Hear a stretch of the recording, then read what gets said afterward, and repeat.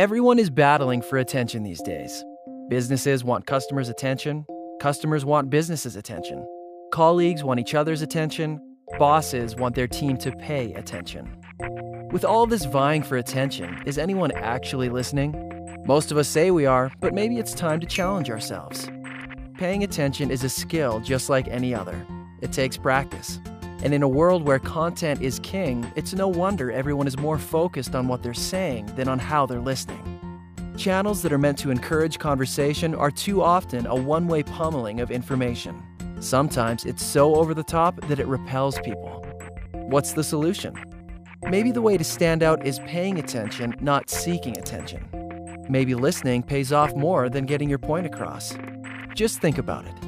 At a basic level, when you listen, people feel valued, understood, satisfied, and trusting.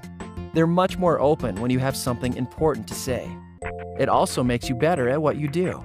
It increases productivity, prevents errors, and saves time.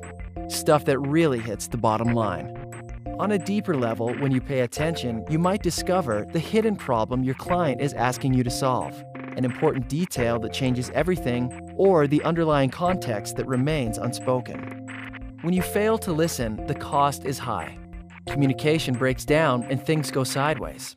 Deadlines are missed, budgets are busted, frustration abounds. Nobody wins. And let's be honest, even though we're talking about business, it's not businesses that listen, it's people. People understand. People take meaningful action. We've all heard stories of unhappy customers transformed into lifelong brand advocates because someone along the way stopped, listened, and responded.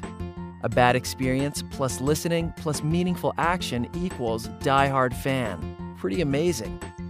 So what stops us from listening? Sometimes it's preconceived notions about the speaker or topic, defensiveness, fear, or simple distractions. How often do we believe we're listening when all we're really doing is giving the other person a chance to talk?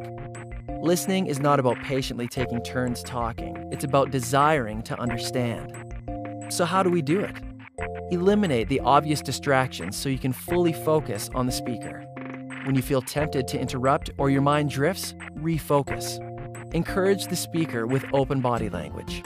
Crossing your arms, tapping your foot, or looking at the clock make people feel rushed. Ask questions. Invite the speaker to share more. Be curious. During the conversation, instead of thinking of your counterpoint, think, what might I be missing here?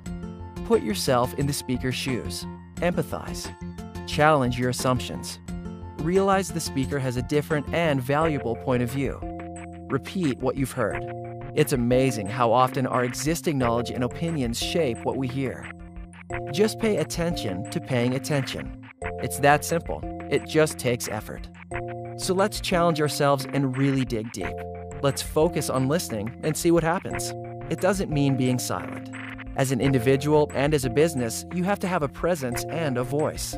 Of course you have things to say. It just means listening first and more. Then what you have to say will be even more valuable. Developing a culture of listening happens one person at a time, and it begins with us, now.